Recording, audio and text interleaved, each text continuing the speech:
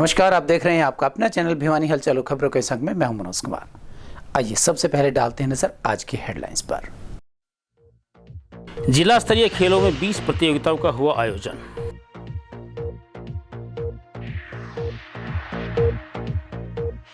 ADC ने विद्यार्थियों को मतदान को लेकर किया जागरूक।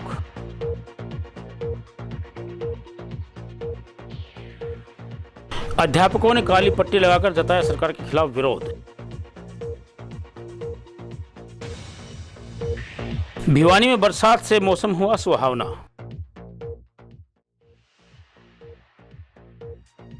और अब खबरें विस्तार से। नगर के भीम स्टेडियम में स्कूली बच्चों के लिए जिला स्तरीय खेल प्रतियोगिताओं का आयोजन हुआ। इन प्रतियोगिताओं में सभी सरकारी व निजी स्कूल्स के खिलाड़ियों ने भाग लिया। जिला शिक्षा अधिकारी नरेश मेहता ने बताया कि इन प्रतियोगिताओं में kabaddi, kho kho, taekwondo, football, badminton, netball, volleyball व योग इत्यादि 20 खेलों की प्रतियोगिताएं करवाई जा रही हैं। शिक्षा विभाग द्वारा यह कार्यक्रम वार्षिक कैलेंडर के अनुसार करवाया जाता है। जिला स्तरीय खेलों के विजेता 1 सितंबर को होने वाले राज्य स्तरीय खेलों में भाग लेंगे। जिला शिक्षा अधिकारी नरेश मेहता ने बताया कि स्टेडियम परिसर में खेल प्रतिभा को आगे बढ़ाने के लिए शिक्षा विभाग द्वारा खेल कार्यक्रम का आयोजन करवाया जाता है। खंड स्तरीय प्रतियोगिता में जीते हुए खिलाड़ियों को जिला स्तरीय प्रतियोगिता में खेलने का अवसर मिलता है, जिसमें जिले के सभी निजी व सरकारी स्कूलों के खिलाड़ियों ने भाग लिया। आज जिला स्तरीय प्रतियोगिता में जिले के सरकारी व निजी स्कूलों के लगभग सभी खेलों में खिलाड़ियों ने अपनी प्रतिभा दिखाई। वहीं उन्होंने कहा कि 1 सितंबर से राज्य स्तरीय खेलों का आयोजन करवाया जाएगा। उन्होंने कहा कि जिला स्तर पर विजयी बच्चों को राज्य स्तरीय खेलों में भाग लेने का मौका मिलेगा। जिला शिक्षा निदेशालय के अंदर जिला भिवानी के डिस्ट्रिक्ट लेवल के गेम्स हो रहे हैं, उसमें अंडर 17 की बास्केटबॉल की गर्ल्स की टीम भाग ले रही है। मेरा परिचय हुआ सभी खिलाड़ियों ने। सभी खिलाड़ियों का लंबी दूरी का विजन है, सभी पूरे अपने देश की सेवा करना चाहते हैं, खेल के भी और सभी विभागों में। मैंने उनसे बात किया बच्चों से, उन्होंने कहा कि सर हम देश की सेवा बहुत अच्छे से करेंगे। एक स्पोर्ट्समैन स्पिरिट है सभी बच्चों में, और जो स्पोर्ट्समैन स्पिरिट है वो बहुत ही इंपॉर्टेंट है आज के बच्चों के भविष्य को देखते हुए। बच्चे पढ़ाई के साथ साथ खेल में अवश्य भाग लें।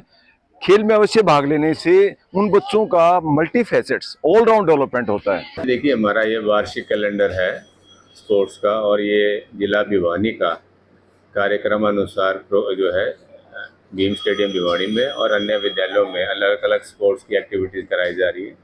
विभाग द्वारा जो है 30 जो है एक्टिविटीज़ यानी कि स्पोर्ट्स एक्टिविटीज़ का कैलेंडर जारी किया है, और उनको जो है हमने ब्लॉक लेवल पर करा लिया है, और जिला स्तर पर ये प्रोग्राम कल से शुरू हो चुका है, और तकरीबन जो है 3 दिन के अंदर अंदर हम इसे समाप्त कर लेंगे। और उसके बाद 1 सितंबर से जो है राज्य स्तरीय खेलें शुरू हो जाएंगी, और उसमें जो भी बच्चों की सुविधाएं हैं, ट्रैक सूट है, उनकी डाइट है, उसके अनुसार उन पर कार्रवाई करवाएंगे। देखिए, ये तो एक उत्साह होता है बच्चों के अंदर, स्कूलों के अंदर, कि भाई राज्य स्तरीय खेल कब घोषित हों, जो है उसमें ज़िले की ओर से बेस्ट टीम जाए। ज़िले का जो सिलेक्शन होता है वो खंड स्तरीय खेलों के आधार पर होता है, और उस पर जो है विभिन्न विद्यालयों से जिस भी खेल के अंदर जो अच्छे विद्यार्थी हैं उनकी टीम तैयार की जाती है। तो एक बच्चे को जो है मोटिवेशन होता है, कंपटीशन मिलता है। और आप खुद ही देख रहे हैं स्पोर्ट्स के अंदर सरकार जो है कितना बढ़ावा दे रही है। अभी हाल ही में ओलंपिक के अंदर भी जो है हमारे खिलाड़ियों ने जो अच्छा प्रदर्शन किया है, तो उसके वो भी हमारे लिए एक प्रेरणा का वो स्रोत है। और हम उम्मीद करते हैं कि भिवानी जिले ने पिछले कैलेंडर ईयर में भी बहुत अच्छा स्टेट पर और नेशनल लेवल पर काम किया था। अब भी जो हमारे खिलाड़ी जरूर पोजीशन लेके आएंगे। स्टेट पे जाने के बाद स्टेट पे चयन होता है, स्टेट के बाद फिर नेशनल पर जो है चीज़ हमारी टीम में जाती है। बाल भवन में आयोजित कार्यक्रम में एडीसी हर्षित कुमार ने विद्यार्थियों को वोट के महत्व पर प्रकाश डालते हुए कहा कि पहली बार वोट डालने जाने वालों के लिए यह गर्व की बात है। उन्हें यह अनुभूति करनी चाहिए कि वह एक बहुत बड़े लोकतंत्र के पर्व का हिस्सा बनने जा रहे हैं। उन्होंने कहा कि हरियाणा विधानसभा आम चुनाव 2024 की घोषणा हो चुकी है। भिवानी की सभी 4 विधानसभा सीट्स पर 1 अक्टूबर को वोट डाले जाएंगे। 18 वर्ष आयु पूरी करने वाले सभी नागरिकों को वोट डालने का समान अधिकार दिया गया है। ऐसे में सभी नागरिक अपने मताधिकार का प्रयोग करें और किसी भी प्रकार के प्रलोभन में न आएं। एडीसी हर्षित कुमार ने बाल भवन में आयोजित पारितोषिक वितरण समारोह के दौरान कहा कि मतदाताओं को वोट के प्रति जागरूक करने के लिए जिला प्रशासन द्वारा स्वीप के तहत विभिन्न प्रकार की गतिविधियां आयोजित करवाई जाती हैं, जिसमें विद्यार्थियों द्वारा निकाली जाने वाली चेतना रैली, लघु नाटिका शामिल है। उन्होंने विद्यार्थियों से कहा कि जागरूकता अभियान में भी बढ़ चढ़कर भाग लें और आम जन को विधानसभा चुनाव में वोट डालने के लिए जागरूक करें। वोट के महत्व पर प्रकाश डालते हुए एडीसी ने कहा कि चुनाव में एक एक वोट की कीमत होती है और एक वोट से हार या जीत हो जाती है। ऐसे में वोट की कीमत पहचानें। उन्होंने कहा कि वोट का प्रयोग अपने विवेक से करें। चुनाव के दौरान वोट मांगने आने वाले प्रत्याशियों से भी उनके विजन के बारे में पूछ सकते हैं। यदि वे जीतते हैं तो किस प्रकार से कार्य करेंगे। उसके बाद लिसन सुनने के लिए गए, हल्की फुल्की आवाज आएगी अगर सांस ले रहा है तो, कान पर गर्म हवा महसूस होगी, या 2 उंगलियां यूं लेके जाएं तो आपको गर्म हवा महसूस होगी। एलएलएफ करते हुए 10 सेकंड का समय लगाना है। ऐसा नहीं है कि कान लेके गए, नहीं है। बाल कल्याण परिषद है चंडीगढ़ में, जिसका हमारे यहाँ बाल भवन में आज हमने एक प्रोग्राम करा है, जिसमें जो भी बच्चे थे 2022-23 का जो प्राइस डिस्ट्रीब्यूशन था वो आज हम कर रहे हैं। उसी के साथ साथ हमारा जो स्काउट्स एंड गाइड्स हैं उसका फर्स्ट एड का एक प्रशिक्षण शिविर रखा गया है। और उसी के साथ साथ जैसे हमारे अब इलेक्शंस आ रहे हैं उसमें स्वीप एक्टिविटी है, जिसमें हम लोगों को मोटिवेट करते हैं कि ज़्यादा से ज़्यादा मतदान हो। वो भी यहाँ पर तीनों प्रोग्राम हम एक साथ कर रहे हैं बाल भवन में। यहाँ पर काफ़ी सारे कॉम्पिटिशन से अराउंड 800 प्राइजेस हैं जो कि दिए जाएंगे, जो कि बताया जा रहा है कि बहुत सारे ही बिल्कुल निष्पक्ष तौर से उनको जज किया गया है। अक्रॉस काफ़ी सारे टीचर्स, प्रिंसिपल्स ने मिलके उनको जज किया है। वेरियस परफॉर्मेंसेज हैं जिसमें करीब 800 के करीब प्राइजेस यहाँ पर आज वितरण किया जाएगा। जिला बाल कल्याण परिषद जी के मार्गदर्शन में हर साल ये प्रतियोगिताएं अक्टूबर-नवंबर में करवाई जाती हैं, जिसमें पूरे जिले के सरकारी और प्राइवेट स्कूलों के बच्चे भाग लेते हैं। करीब 30 के करीब एक्टिविटी, विभिन्न एक्टिविटी जैसे कि डांस, पेंटिंग, क्ले मॉडलिंग, इस प्रकार की 30 अलग अलग एक्टिविटी होती हैं जिसमें पूरे जिले के बच्चे भाग लेते हैं। बच्चे हैं जी जिनको आज सम्मानित किया जाना है, जिन्होंने पूरे जिले का नाम रोशन किया है। एक्टिविटी थी painting, clay modelling, dance, yoga, अलग अलग इसी टाइप की 30 प्रतियोगिताएँ। हमारे ताइक्वांडो के अभी हाल ही में 8 बच्चे गोल्ड मेडल, 6 बच्चे सिल्वर और 3 बच्चे ब्रॉन्ज मेडल लेके आएंगे, जिनका अभी पीछे तीज महोत्सव पे हमारा प्रोग्राम हुआ था। माननीय किरण चौधरी जी इस प्रोग्राम में आई थी, जिन्होंने सम्मानित किया था बच्चों को। बाल कल्याण परिषद भिवानी में 1 दिवसीय बाल स्काउट्स एंड गाइड्स की ट्रेनिंग का कार्यक्रम आयोजित किया गया। इसमें हमारी टीम के द्वारा स्काउट की क्या इतिहास रहा है, कब से स्काउटिंग शुरू की है और स्काउट को आरंभ करने वाले कौन थे, इस विषय में बच्चों को संक्षिप्त रूप से जानकारी दी गई। इसके साथ साथ स्काउट प्रतिज्ञा, स्काउट नियम, स्काउट प्रार्थना, झंडा गीत तथा जो जीवन में काम आने वाली नोटिंग हैं उनके बारे में विशेष तौर से बच्चों को बताया गया। स्काउट में कौन कौन सी ट्रेनिंग होती है, जैसे प्रवेश है, तृतीय सोपान है, राज्य पुरस्कार है, राष्ट्रपति अवार्ड है, ये ट्रेनिंग के बारे में भी बच्चों को बताया गया और इसके साथ साथ फर्स्ट एड की भी जानकारी दी गई। हरियाणा विद्यालय अध्यापक संघ संबंधित सर्व कर्मचारी संघ के आह्वान पर अनेक विद्यालयों के शिक्षकों ने काली पट्टी बांधकर शैक्षिक कार्य किया और प्रतीकात्मक विरोध जताया। जिला प्रधान महेंद्र चौहान ने बताया कि वर्तमान सरकार के पिछले 5 साल के कार्यकाल के दौरान अध्यापक संघ एवं सर्व कर्मचारी संघ ने अनेक मांगों से सरकार को अवगत करवाया, किंतु आश्वासन के बाद भी उनकी कोई मांग पूरी नहीं की गई। जिला सचिव राजेश ने बताया कि उनकी मांगों में पुरानी पेंशन स्कीम बहाली, सभी वर्गों के लिए नियमित करने की पॉलिसी, चिराग योजना की वापसी, रिक्त पदों को भरना शामिल है। उन्होंने कहा कि मांगों को लेकर उनका संघर्ष जारी रहेगा। उन्होंने 28 अगस्त को लोहारू खंड में होने वाले सम्मेलन में बढ़ चढ़कर भाग लेने की अपील की। हरियाणा अध्यापक संघ के जिला प्रधान महेंद्र शोरान ने बताया कि जन शिक्षा बचाने, विभाग का विस्तार करने एवं शिक्षक कर्मचारियों की सभी मांगों के लिए अनवरत संघर्ष किया जाता रहा है। अनेक आश्वासन के बाद भी अधिकतर मुद्दे लंबित रहे, इस कारण शिक्षकों में आक्रोश है।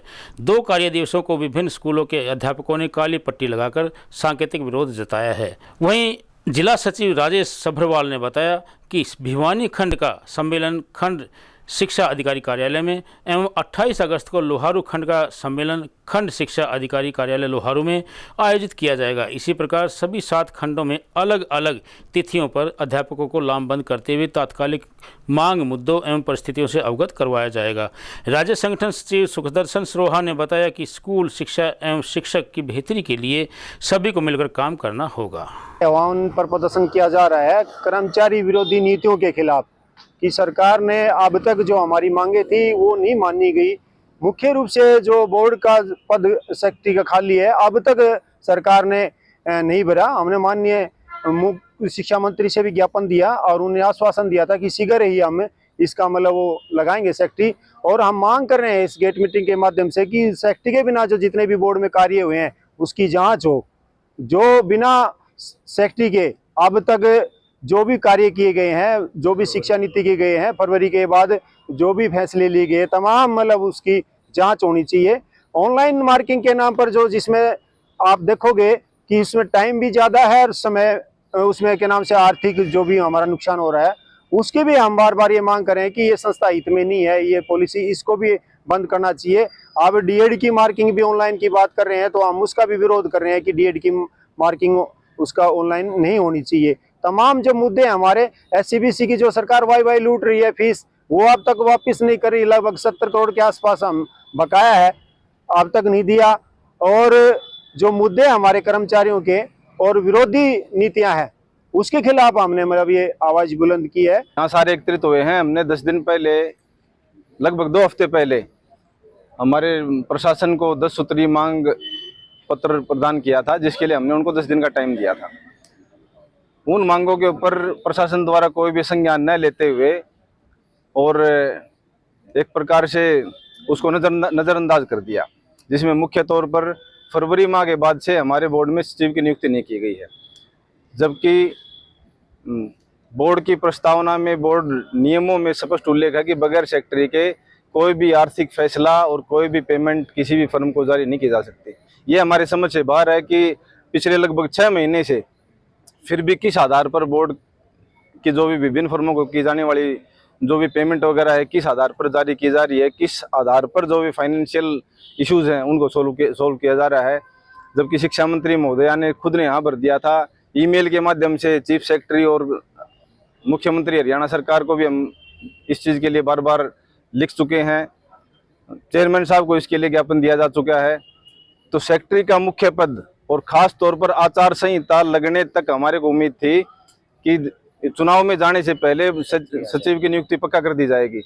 लेकिन इतनी बेखौफ, इतनी बेहया सरकार है ये कि इसको 1% भी किसी भी प्रकार से सामाजिक मूल्यों की या आम जनमानस के बीच में कोई नेगेटिव संदेश जाएगा, इनको बिल्कुल भी इस प्रकार की कोई फिक्र नहीं है। इन्होंने लास्ट एंड तक चुनाव में आगे अभी तक इन्होंने सचिव की नियुक्ति नहीं की। उत्तर भारत में मॉनसून तो आया हुआ है लेकिन भिवानी के लोग बारिश का इंतजार करते रहते हैं। ऐसे में गुरुवार को शाम अचानक मौसम में बदलाव आया और थोड़ी देर के लिए जमकर बारिश हुई। मौसम विभाग के डॉक्टर देवीलाल ने बताया कि आने वाले दिनों में बारिश होने की संभावना है। किसान अपनी फसलों में रुक रुक कर पानी लगाएं।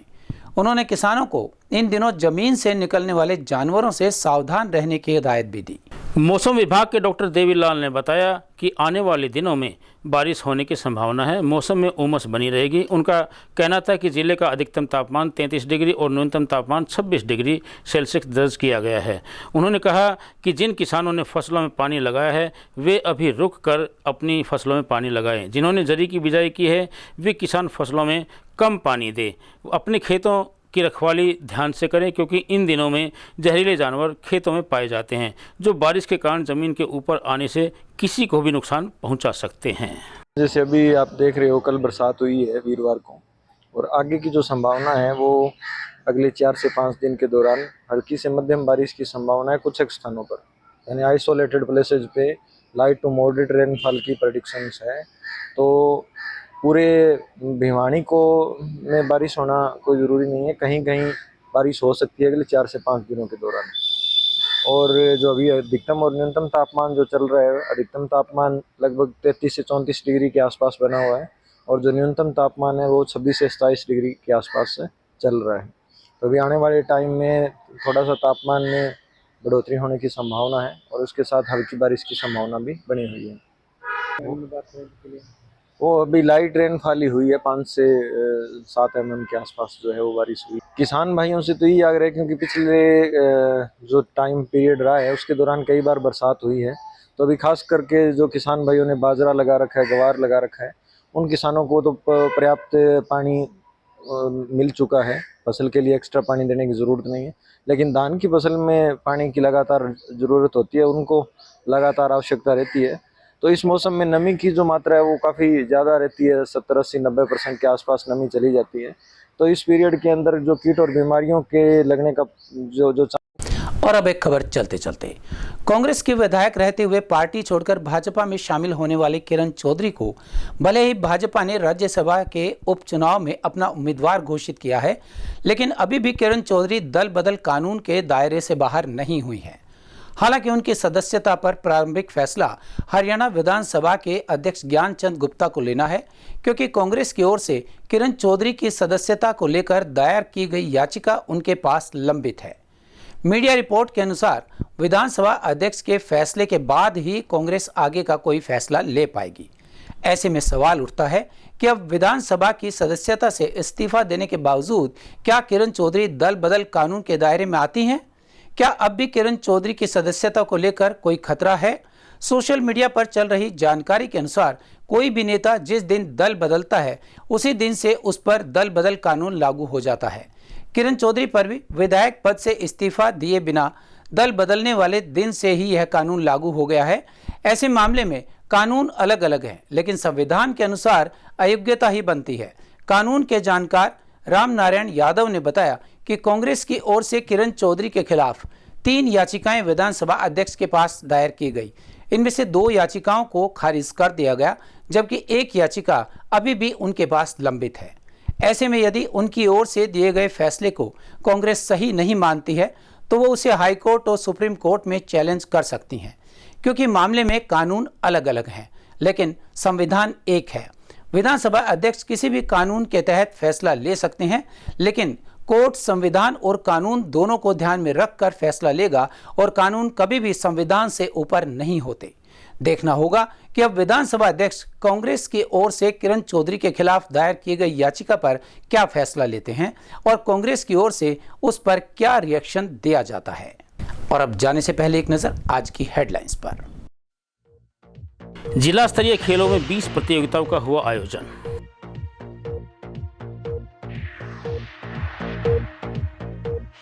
एडीसी ने विद्यार्थियों को मतदान को लेकर किया जागरूक।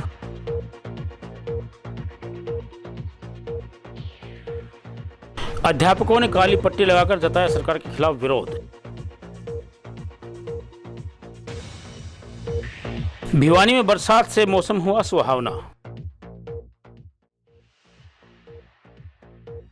हमारे आज के अंक में बस इतना ही। अगले अंक के लिए देखते रहेगा आपका अपना चैनल भिवानी हलचल।